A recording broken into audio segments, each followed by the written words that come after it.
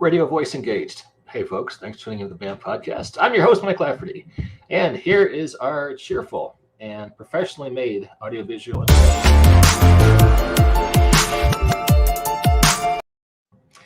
That never gets old.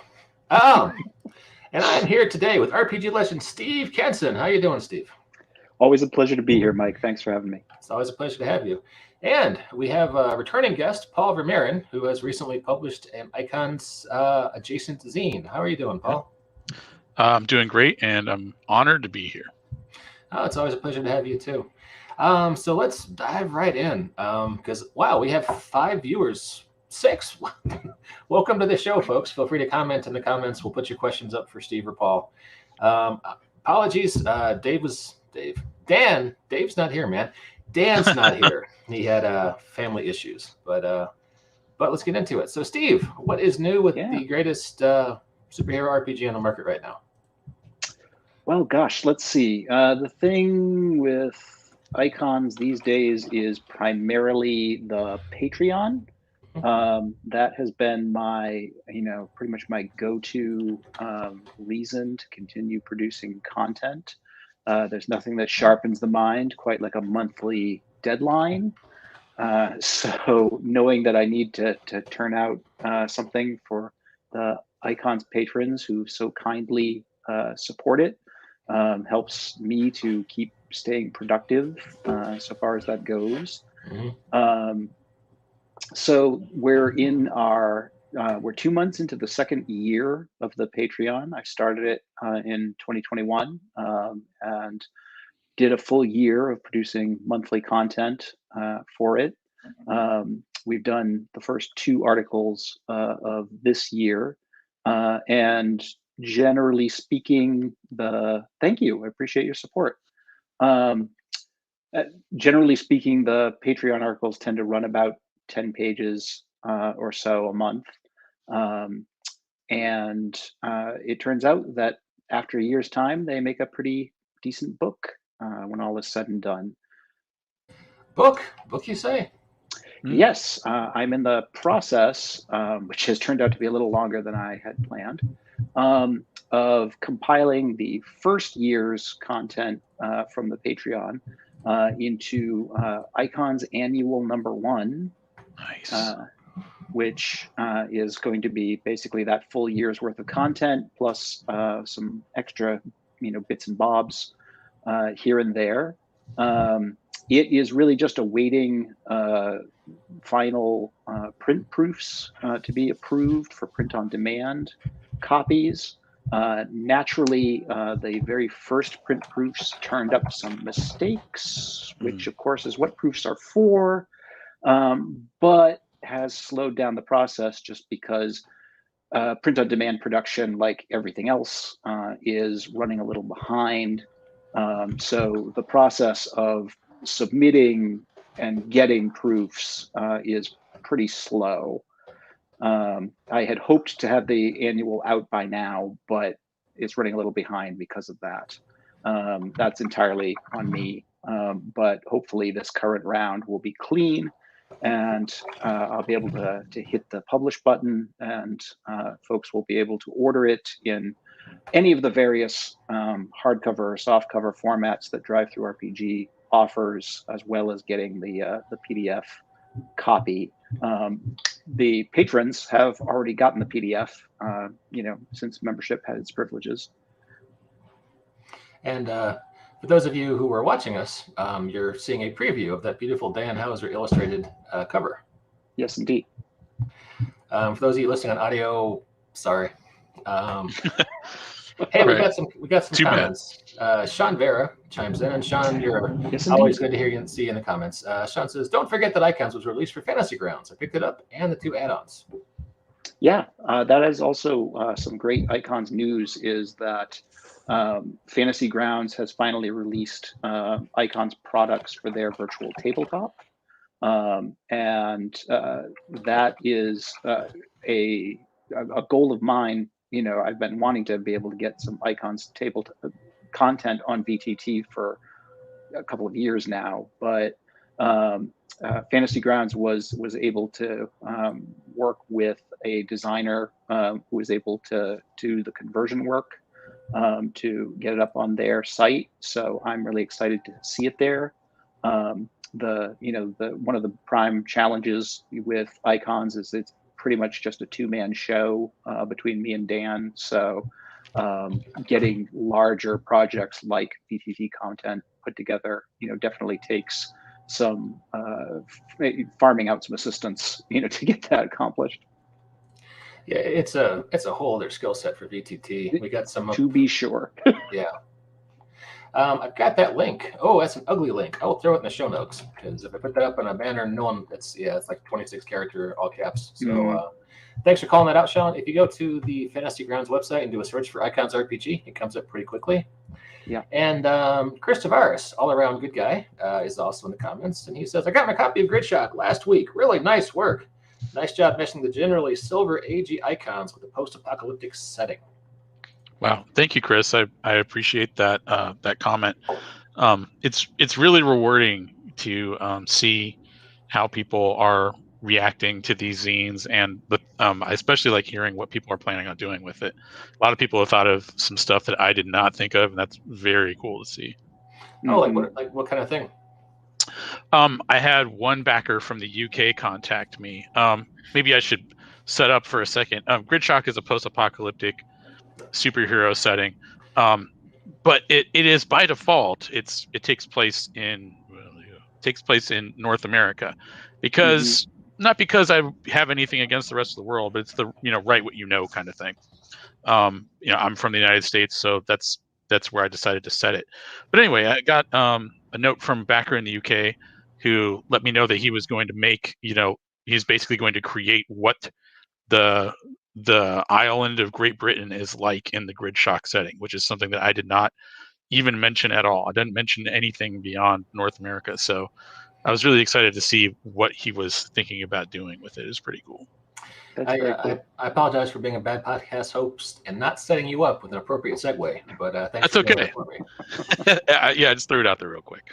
Appreciate that. Yeah, I think the Gridshock aesthetic would actually go really well with a UK setting in the sort of like 2000 AD style of those comics and the like.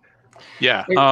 If you read the zines, it's the 2000 AD and heavy metal influences are pretty obvious, I think, along with a lot of other things. There's a lot of stuff in there, but yeah, the 2000 AD vibe is definitely there. And I think some of that British/European feel comes through because the artists that worked on it are both from Europe. Well, one of them's from the UK and one of them's from Belgium.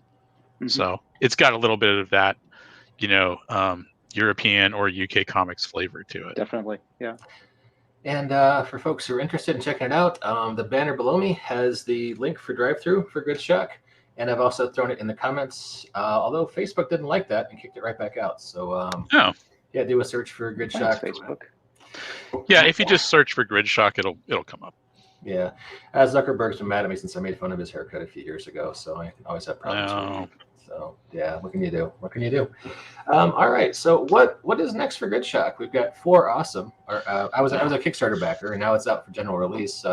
Right. So I'm sorry, I cut you off. Go ahead. No, it's fine. I got you on solo layouts. People can see you sharing those beautiful books. Yeah. So the zines are obviously, as you can see, they are printed out. They are done. They have been shipped out. All of the Kickstarter stuff is basically over with. Kickstarter has delivered, I'm happy to say. That's all wrapped up. I've never had that feeling before because this is my first Kickstarter. I've learned a lot of things that I would do again and would not do again. But yeah, the PDFs have all been sent out to all the backers. The print copies have all been sent out. I have like 5 sets left over. So what's next? It's now on Drive-Thru RPG as a PDF. There are print copies that are available from Floating Chair, which is a online distributor, retailer. There will be print copies available from the well-known Exalted Funeral web store pretty soon. Those were mailed out. They received them. They just haven't gotten them up on the website yet. So it's available from a number of different people. As far as what is next, I'm kind of mulling that over. I'm kind of waiting to see if there's enough demand to do a second print run. There may be, there may not. I don't know. I'm also thinking about potentially doing more zines in this series. I've considered reaching out to people to see if they want to write for it, like if people want to make adventures for it, or if people want to make new little mini settings for it, like, new parts of the world that I haven't talked about. And there's plenty of room in North America that I just glossed over. So there's lots of space in the setting for people to add new things. And I've also considered doing maybe like a book of adversaries, because there's a few, bad guys in the zines, but I think that it would be nice to have maybe like a full zine of nothing but of villains, basically, for people to go up against. The question there is not to put too fine a point on it, but art is expensive, and I'm very into having artwork of things. So if I'm going to have a zine that's all characters, I kind of need to have artwork for all of them, and that's going to require raising money. But anyway, those are all things I'm considering doing. Villain books are expensive. Yeah, I feel you. I run my own small publishing house, and I spend way too much money on beautiful art. But it adds up after a bit. And that's I spent a lot of money on art up front, and then the Kickstarter essentially just allowed me to make it back. But that was okay. That's the goal. The goal was to get it out there, and it's out there, and I'm very happy to have it out there. It's a beautiful book. Sean Vera weighs in the comments saying, "There was just so much fun in zines. I love that format. It takes me back to my early gaming days in the late 70s. Nice. Yeah. Thank you. So I was bummed to see that Zine Quest was not happening in February this year. It's been pushed back to August for reasons. Right, for reasons. Yeah, I'm not really sure what those are, but yeah, it was pushed back.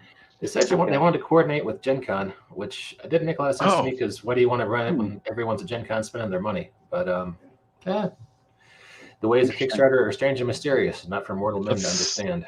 So. That's right. Ours is not to question why. Yeah, indeed. So, all right, cool. Wow, did we just cover everything we had to cover in 15 minutes? Well, I mean, I can talk about my thing all day if you really want me to. But we can keep talking. Don't worry. Okay. Yeah. Well, then do. Actually, I had some questions. If you don't mind, Steve, I had some questions for you about this upcoming annual product. Yeah.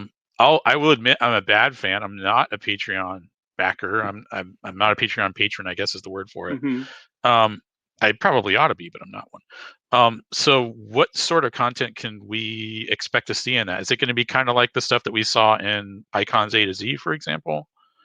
It's somewhat like that in that it's short articles for the most part. The Patreon has definitely allowed me the opportunity to write a lot of miscellaneous stuff that wouldn't necessarily go in a specific book. So for example, I got to do a write-up of the Tuatha De Danann Luz pantheon, of the Celtic deities that we sort of touch on in Icons Rogues with Balor and Brez and the Fomorians, but there's Lou, but the write-up of the Tuatha doesn't really go in a villain book, and I haven't really done an extended setting book. So it was, a thing that I had written a bunch of notes on, but I hadn't done anything with yet. And I was like, I'll write them up because, I wanted to do more about, I had a whole, thoughts about, what if Jack Kirby basically did the Celtic Gods, and played around with that, or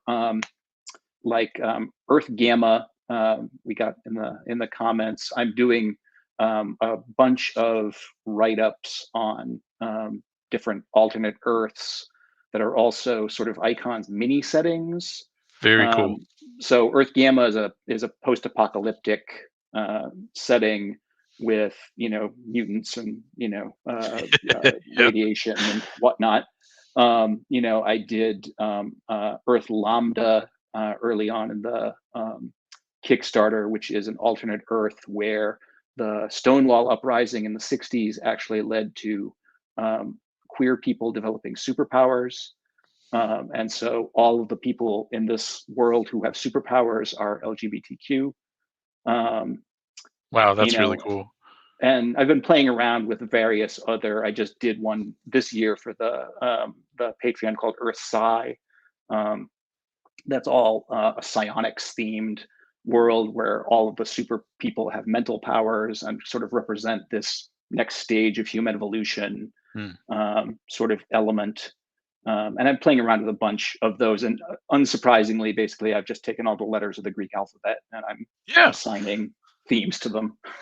That's really cool. I like the, sometimes you can come up with some really neat stuff if you give yourself just like a little project like that, where you're like, all right, let's do one for every, like you said, like every letter of the Greek alphabet. In a really early version of Gridshock, when I was trying to make like my own bespoke system, I had something that was kind of like the old Marvel superheroes power ranks, and I named them all after Greek letters. And anyway, but that's a whole other story. Eventually, after goofing around with Gridshock for 4 or 5 years and trying to make my own system, I was like, why am I trying to reinvent the wheel here? And Icons is a nice open game that was close to what I was going for, so I was like, I'm just going to use this. Wow, I'm really glad you did. I'm glad that I was able to. So, you made it an open system, so thank you for that. I mean, the various things like Icons A to Z and the Patreon and, Parallel Earths, all of that sort of stuff is just all of my way of tricking myself into being productive, basically. Of if I assign myself a bounded task, that has specific parameters, like come up with 26 articles that fit all the letters of the alphabet. I can keep myself occupied for a while and reasonably productive without getting too overly distracted, and basically just losing my thread and not producing. So it's just there's a writer who's cracked the code on productivity. That's I'm impressed, sir. I struggle with that every day. I didn't want to miss Sean Vera's comment. He just says, hey, if you're wanting to raise money for artwork with Kickstarter, personally, I've gone in for tiers with bonus artwork or add-ons with posters or prints. So a nice print of a cover could help recover cost of the artwork of the cover. So that's pretty smart. Yeah, one thing that I learned in my Kickstarter, which had no stretch goals, was don't do that. You want stretch goals. Don't not do stretch goals. So it worked out, but if it would probably have been a little bit easier if I had those. Yeah, it's a fine line, because I've done both sides of it in my personal Kickstarters, and sometimes you want to have stretch goals, and then you finish and you're like, oh god, I have all these stretch goal content to create for the next several months, and you can load yourself up. And I don't know, with the last one I ran, I was like, all right, I've done all the things I can reasonably think of doing, and backers were like, we want more. Like, got nothing. Sorry, can't help you. In this case, sorry, go ahead. No, please, sir. I was going to say, like in this case, since I made 4 different zines, it really would have made sense for me to be like, okay, this is what the Kickstarter is for, is the first one, and start with a lower goal, and then, if I make more, if I get more backers, then we add on more zines. That seems like a no-brainer, but it didn't occur to me at the time. So, oh well. Yeah. And it all worked out. Ojin in the comments suggests that having BTT stretch goals and extras will get some art done. I have seen more of that in recent Kickstarters. The trick with that is, like we said, BTT is a specific skill set. So make sure, if you're including BTT stretch goals or BTT content at all in your Kickstarter, that you have budgeted very carefully how much that is going to cost you to do. And not just said, oh yeah, we'll just do it. Because it may turn out to be a lot more involved than it appears. It's we got real lucky with our Savage Worlds offering. we had some devoted fans who were like, hey, we'll do that for you, and then you can pay us with royalties. And we're like, yes, please, thank you, because we don't have those skills, and you're kind of dependent on having someone like that who wants to help you out. Yeah, absolutely. Yeah, I mean, I lucked out because my brother is a graphic designer, so that was a huge help. And, you know, and I've gotten a lot of comments about people who are very impressed with the way that the zines came out looking. Yeah, and that is 80-90% my brother. I mean, I guess you could claim I was the art director. You know, I was giving directions on, you know, what I wanted it to look like, but it's all his doing and it's all his work. And the zines really do look terrific. I mean, thank you very much. Really a big part of it.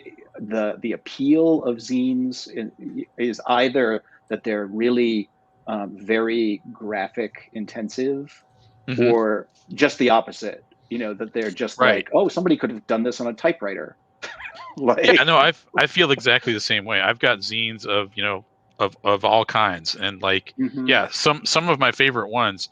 In fact, one of the ones that like gave me an example of how I wanted to do this was pretty bare bones. Like, you know, it was just 2-column text on a background, but I'm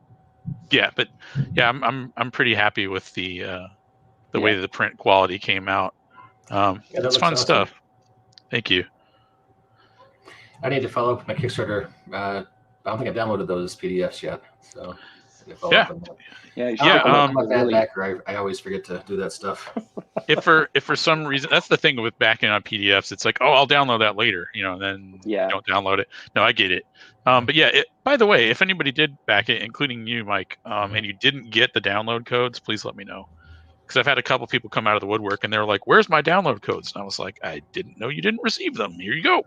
Well, that's one of the other things with Kickstarter is that you will get backers who will show up literally like 2 years later, being like, oh, I didn't get my thing. Like, so really? In my case, I actually wrote up like some guidelines on how that was going to work, where I was like, okay, at the end of the Kickstarter, if you back the print level, you know, I can give everybody PDF. That's easy. I've got everybody's email address. Right. Everybody's getting a PDF. That's fine.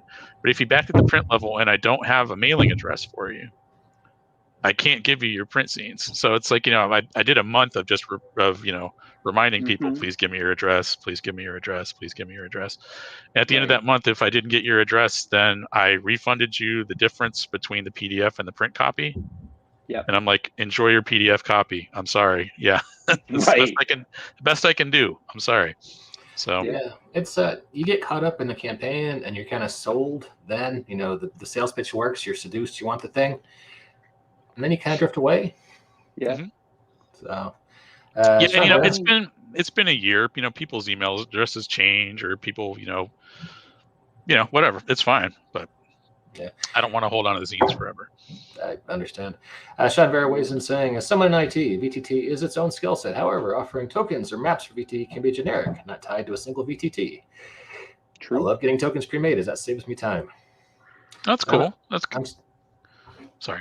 No, I was just going to say, I'm starting to really enjoy saying VTT. And right. I'm going to work that in conversation with my wife later tonight. Yeah.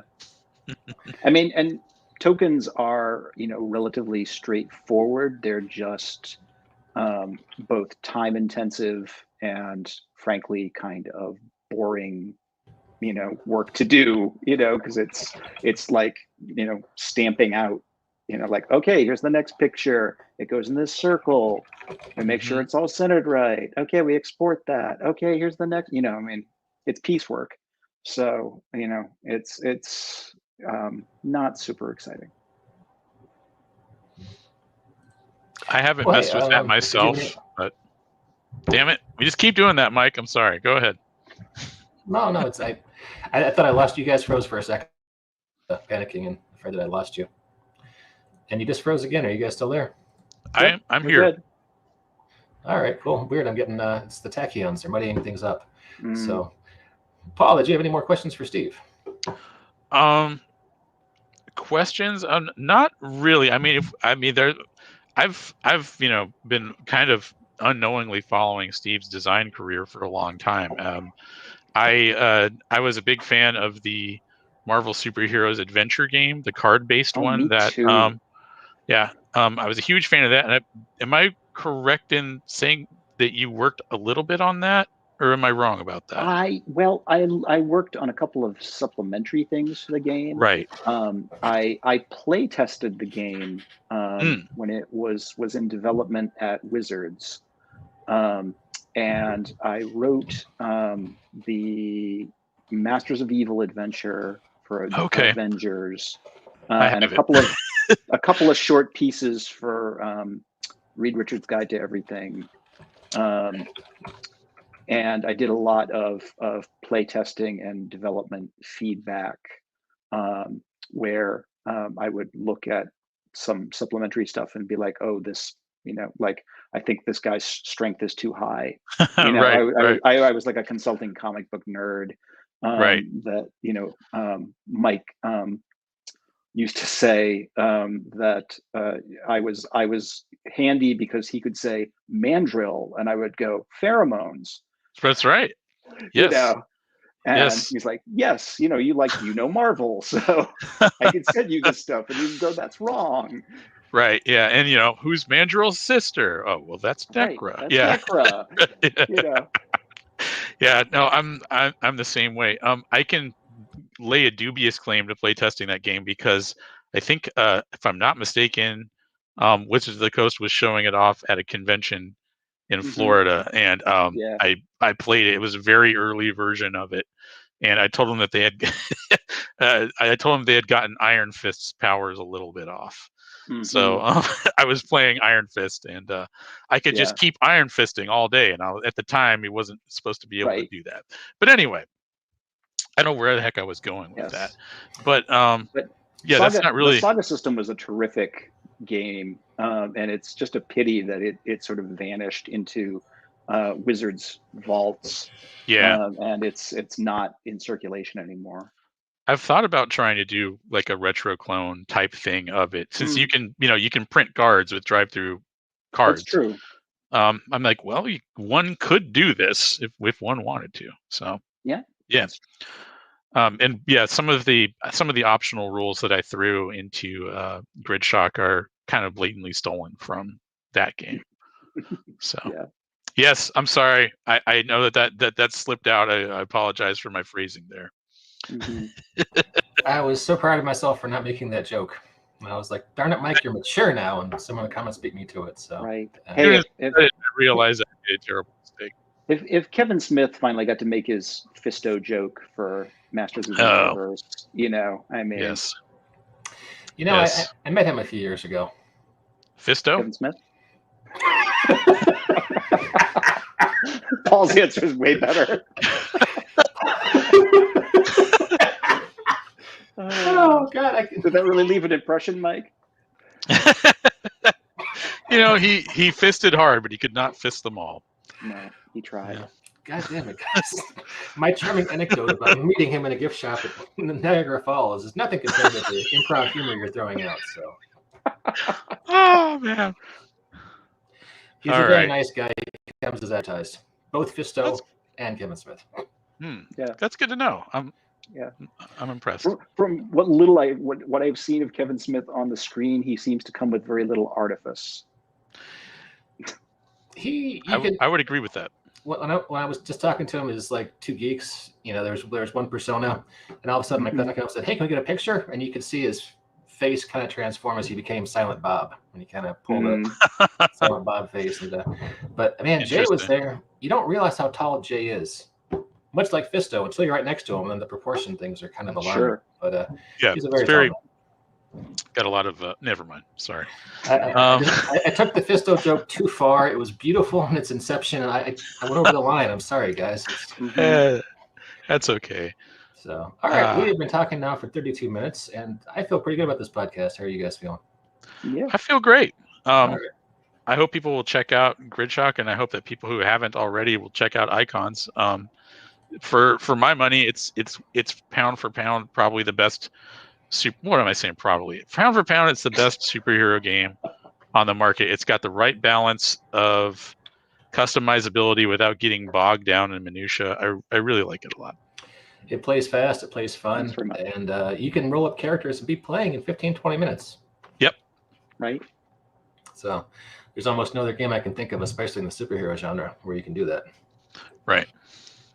So, all right. Well, hey, let me play our high quality, artisanally handcrafted outro music. 1 second. All right. Paul, always a pleasure. Yes. Steve, always a pleasure. Thanks to everyone in the Likewise. comments. And please tell your friends about the show. And BAM Podcast has a Patreon, because everyone does. You can find us there or we're on Ko-fi. Just throw us your money. We appreciate it. And we will catch you next time on the BAM Podcast.